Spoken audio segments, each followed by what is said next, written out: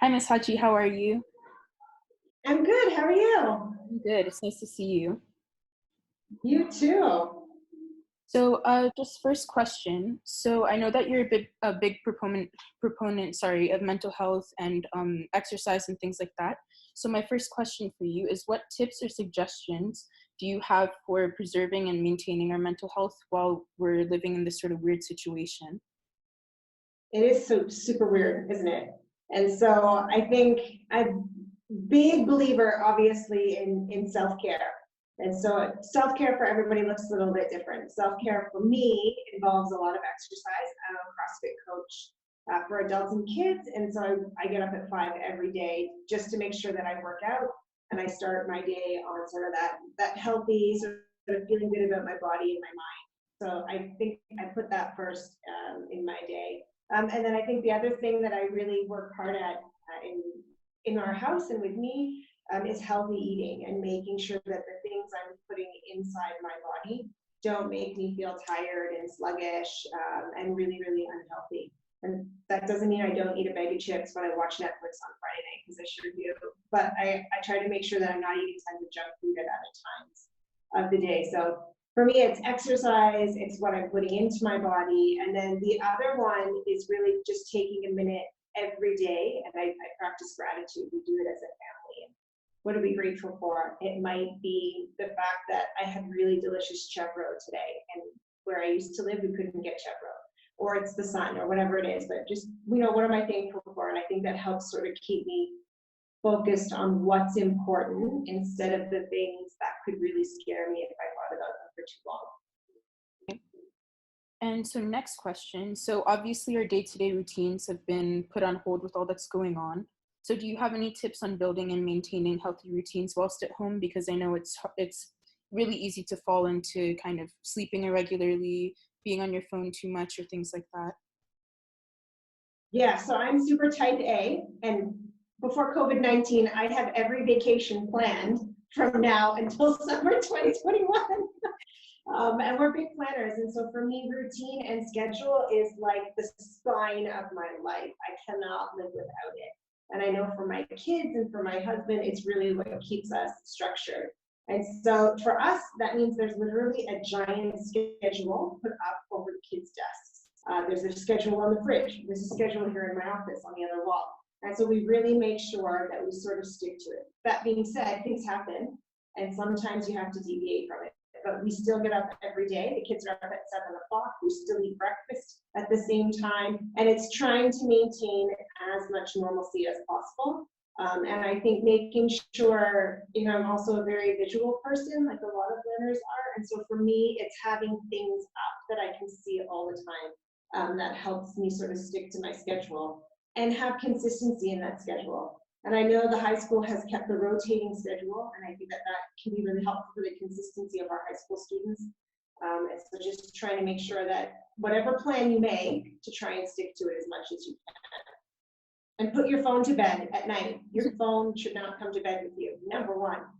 Otherwise, that's a dark rabbit hole for Yeah, everybody. it is. Yeah. Okay, so next question.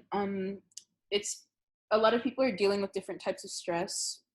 Like for me, for example, college applications or family members abroad, stuff like that. So do you have any tips or suggestions for how people can deal with stress in a healthy way, even if they are not able to maybe de-stress in typical ways as we did before? Sure. I think, the number one thing when students come in and talk to us about stress in the counseling office, we always ask about three things. What does your diet look like?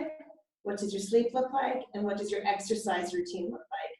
And this is for somebody who's 3 years old or somebody who is 300 years old, because they are the basis of all of our ability to do anything in life. And so I think reducing stress levels, one of the most important things to do is to look at those three. And that could mean keeping a journal for a week and say, tracking your food habits, your sleeping habits, and your eating habits, and then reflecting and say, if I'm waking up tired every day, how can I fix that? Because once you fix the tired piece, very often your stress will automatically come down. So that's sort of like the foundational thing. And the second thing I always focus on with students or with anybody is what is within your control and learning to let go. And so I'll draw a circle and I'll put what is in my circle of control right now in this COVID-19 moment. Well, I can't see my family back in Toronto, but I can FaceTime with them all the time. And so I talk to my mother every single day and we FaceTime. And that's in my control to sort of check on them. And outside my control is the fact that my dad still goes to get a coffee every day and puts himself sort of at risk for that kind of stuff. But I have to learn to let that go by reminding myself that it's not in my control. And I think when you can sort of start to let certain things go, which takes a lot of practice and a lot of like conscious mindful work, it helps really to reduce your stress. So what's in your control and what can you let go of? Okay. Also, just wondering, so kind of going off of how you're talking about reaching out to family members and things like that, I know at this time, considering like stress and isolation, a lot of people tend to sort of retract a little bit and might fall into depression and things like that. Do you have any recommendations or suggestions or tips about how to reach out to people if we're not sure like how our friends are doing, our loved ones, or things like that? Yeah, that's a really great question. And I think everybody needs to check on somebody at this moment because I think there are a lot of people who are feeling isolated and alone and, with good cause. We're talking through a computer instead of face to face. And so I think the number one thing that you need to do is, again, going back to schedule and routine, if you need to schedule an hour every day into your time where you get on a call with, your grandmother in Poland or with your friend who's just up the road, whatever that needs to be to you, but making sure that you consciously schedule some time to still be social. I think there's that Netflix party app, watch TV together, do something silly. It doesn't have to be tell me about your feelings. Not every moment's a counseling moment, right? And so I think whatever you need to do, just keep feeling connected, which can be extra hard. And people who are already feeling, stress and anxiety and maybe in depression, it's even harder for them to take that first social step. And so if that's one of your friends, be the one to step out and say, hey, I've got you. What are you doing? Let's do something tonight. Okay, and also, I know that you're a parent. So my next question was, how have you been applying all of these principles to your kids? And do you have any tips for parents who might be struggling I with? never apply these tips to my own kids, no. So actually, so number one, like I said, the schedule is like our spine, our complete and total backbone. We really believe really heavily in it. So that is definitely something we do at home. From 8 to 9 a.m. every morning in my house is move your body.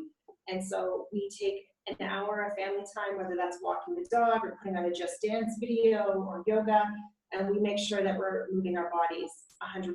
Every night before we go to bed, we meditate with the kids, and we use an app called Smiling Mind, which has sleep meditations for everybody from 2 years old to 3,400 years old. That doesn't matter how old you are.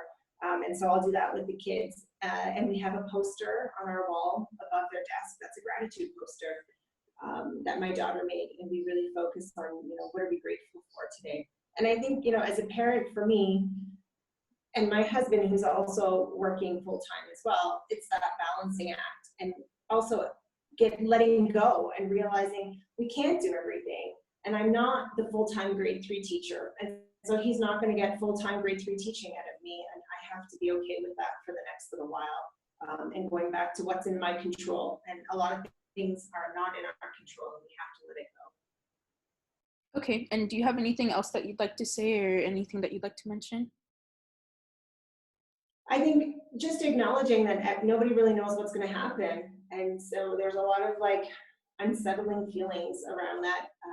And, just kind of having to sit in that muckiness for a little while is sort of going to have to be what we do. And I think that that's okay for the next little while, and giving yourself permission to not be okay with not knowing is also okay. Okay, so thank you very much, Ms. Hajee, for all your tips and suggestions, and have a great day. No worries.